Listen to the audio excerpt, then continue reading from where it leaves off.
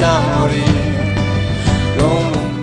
Escuchamos al grupazo norteamericano Kings of Leon y la canción Beautiful World. Este grupo que data de principios de esta década, si mal no me acuerdo un poquito más atrás, que se ha distinguido por tener sonidos clásicos del rock norteamericano combinados con un poco de garage y otras innovaciones. Un grupo bastante bueno que tiene mucha convocatoria aquí en México. Y bueno, repito, escuchamos la canción Beautiful World y con ello entramos también a nuestra siguiente sección del conocimiento que es con Rogelio, nuestro matemático de cabecera. Buenas noches, Rogelio. Buenas noches, Ulises. Un gusto estar con ustedes, como siempre. ¿De qué nos vas a hablar hoy en Matemáticas para Llevar? Nos vas a hablar de Euler, ¿no? Así es esta vez, esta ocasión, toca hablar de uno de los grandes matemáticos de todos los tiempos, Leonhard Euler. Podemos decir, así como en música, el músico del siglo XVIII, pues es Mozart, obviamente, así, el matemático del siglo XVIII es Euler, de ese tamaño es. Y más o menos continúa con la participación de la semana pasada en la que hablé de los Bernoulli, esta saga, esta familia de matemáticos suizos, porque Euler, aunque no tiene parentesco consanguíneo con los Bernoulli, pero de alguna manera sí fueron sus mentores. Y ya Leonardo Euler ya pasa al siglo XVIII en pleno. Euler nació en 1707, fue bastante longevo para la época, murió en 1783. Voy a hablar un poquito de su vida. Bueno, la liga con los Bernoulli es bastante. En particular estudió matemáticas con Johann Bernoulli, que es de los principales Bernoulli, considerado en aquella época el matemático más importante de Europa. Pero curiosamente, Euler, el contacto universitario de Euler no es a través de las matemáticas, sino primero entró a la universidad a estudiar humanidades.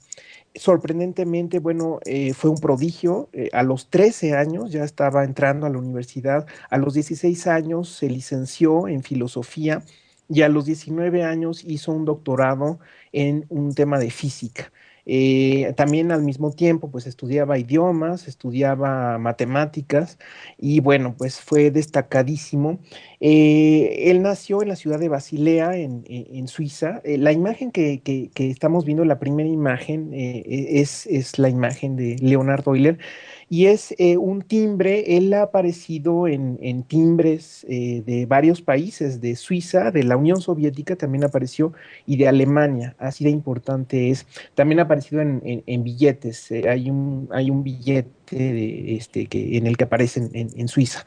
Eh, entonces, él vivió en Basilea, donde nació. Después, en cierto momento, fue a San Petersburgo a ocupar una plaza de uno de los Bernoulli y más tarde ocuparía otra plaza de otro de los hermanos de los Bernoulli.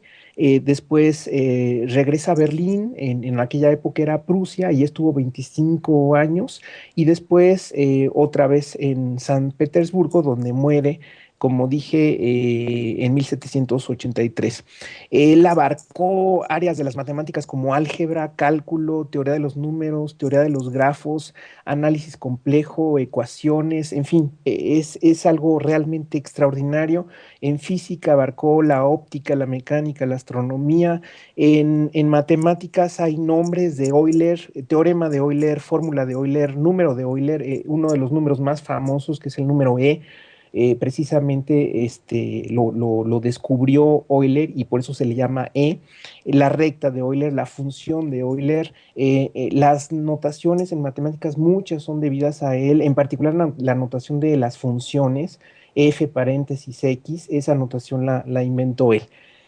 Bueno, en fin, ya tendremos ocasiones diversas para hablar de otros temas, pero en particular hoy quiero hablar de una fórmula muy bonita, muy sencilla, geométrica, que él demostró y que trata de unos objetos que se llaman poliedros. Entonces, en la segunda de nuestras imágenes, vamos a ver ejemplos de poliedro. ¿Qué es un poliedro? Bueno, es un cuerpo sólido donde las caras son planas. Es un cuerpo que tiene una cierta superficie cerrada, digamos, pero las caras son planas, ¿no? Por supuesto, los poliedros más conocidos son los regulares, que después los vamos a ver, pero primero quiero ver esta imagen, la segunda imagen, que son diversos tipos de poliedros. Vean ustedes, no nada más los regulares, hay muchos poliedros ahí.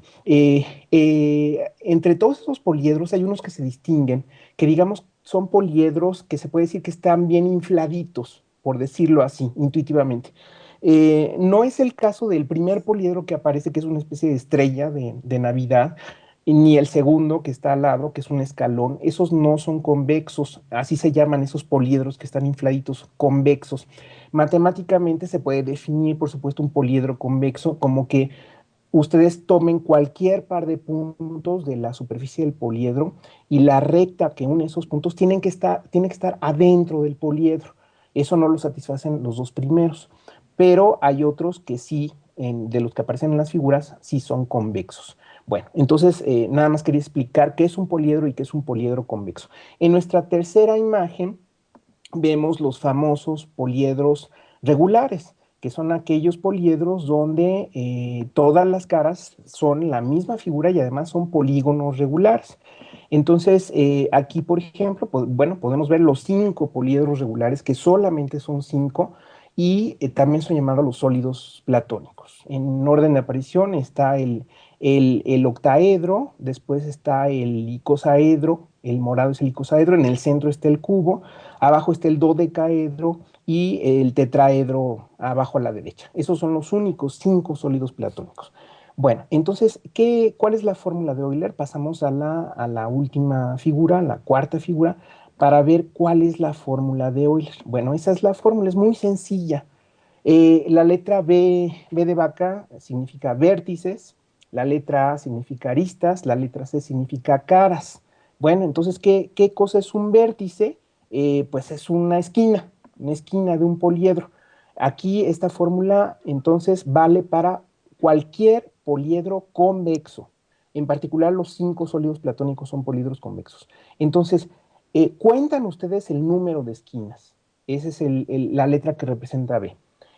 Cuentan ustedes el número de aristas, es decir, los filos que tiene el poliedro, y el número de caras, ¿verdad? Es claro lo que es una cara. Entonces, cualquiera que sea el poliedro, con tal de que sea convexo, siempre ustedes cuentan el número de vértices, le restan el número de aristas y le suman el número de caras y siempre les va a dar 2.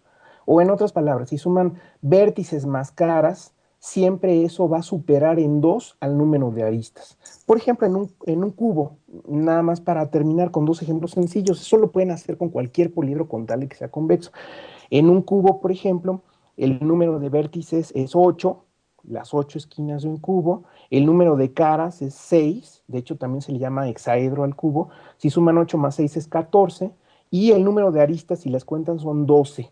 Entonces, 14 es 2 más que 12.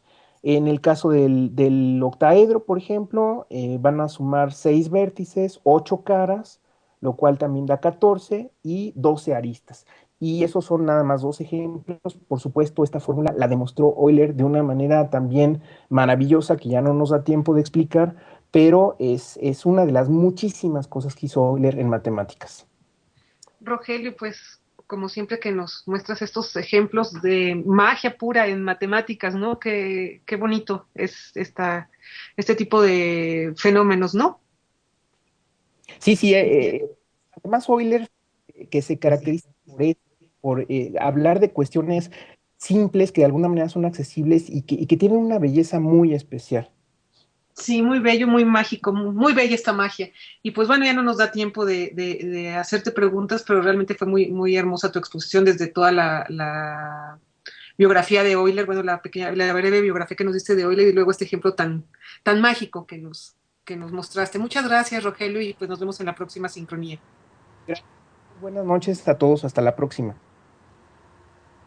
Y bueno, vámonos con música.